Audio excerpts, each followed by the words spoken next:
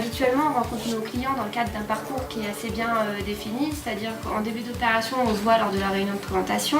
Ensuite, vous effectuez vos choix de prestations et travaux modificatifs avec votre responsable client et vous la rencontrez, enfin vous nous rencontrez tous ensuite lors des visites de chantier, les visites cloison, pré-livraison, livraison à la fin de l'opération. Pour autant, malgré ce parcours client où on a des relations, on va dire, régulières, on s'est rendu compte que certains de nos clients parfois avaient besoin d'informations complémentaires, ou en tout cas des informations pour eux n'étaient pas forcément claires, notamment sur la dimension administrative et fiscale de leur acquisition, et aussi plus simplement sur la vie en copropriété une fois qu'ils sont installés dans leur logement. On va parler de vos engagements en tant que nouveau propriétaire. Ça veut dire quoi devenir propriétaire au-delà d'acheter son logement ? En termes de taxes, de charges, de responsabilités, etc. Et une deuxième partie d'atelier sur vos responsabilités, mais au sein de la copropriété.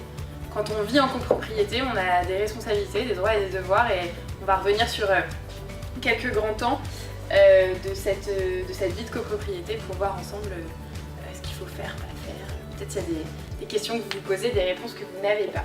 J'ai trouvé les clients intéressés, qui ont posé des questions, qui ont discuté.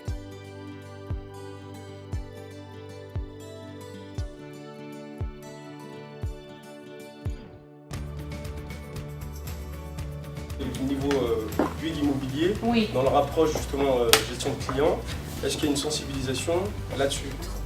Même lors de la première assemblée générale, on en reparlera, vous pourrez voter avec le syndic la pose de compteurs individuels.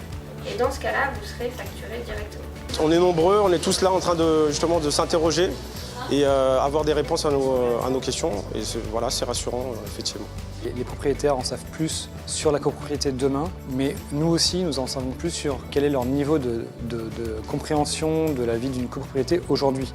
Aujourd'hui, alors qu'ils n'ont pas encore acheté, enfin qu'ils viennent d'acheter mais qui n'habitent pas encore dans leur logement, on sait aussi quels seraient les points sur lesquels il faudra insister d'un point de vue au niveau commercial, par exemple, sur demain, vous serez propriétaire, vous aurez telle et telle taxe à payer, parce qu'on se rend compte que certains ne sont pas forcément au courant de ce genre de choses. Les thèmes récurrents, ce sont les taxes et les charges. Les taxes foncières, taxes d'habitation, ils ne savent pas trop quand ça va arriver, comment ça fonctionne, et puis les charges. Voilà. Les charges, il faut vraiment leur donner beaucoup d'informations. Donc cette taxe foncière, elle est calculée en fonction du lieu de résidence, en fonction du logement. On voit bien que Bouygues a le souci d'accompagner les futurs acquéreurs. Et puis surtout la qualité des échanges. Je trouvais ça très bien parce que ça répond aussi à nos attentes, à nos interrogations en tant que futurs justement propriétaires et copropriétaires. Ça va forcément changer notre quotidien, donc l'idée c'est d'anticiper les problèmes.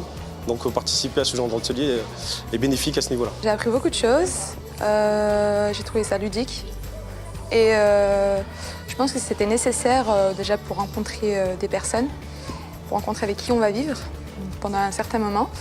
Et le fonctionnement aussi, surtout que la copropriété, on n'en parle pas forcément avec nos commerciaux, donc petit plus. Du coup, c'est rajouté dans le règlement de copropriété.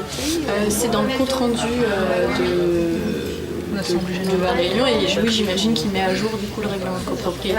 Quand on est locataire, c'est pas pareil. On fait venir une entreprise et après on a... Ce que j'ai particulièrement apprécié, c'est à la fois l'échange qui a pu exister entre les collaborateurs de Bouygues Immobilier et puis les clients, entre les clients eux-mêmes aussi, puisque c'est aussi une occasion pour eux, peut-être la première occasion qu'ils ont de se rencontrer entre futurs voisins.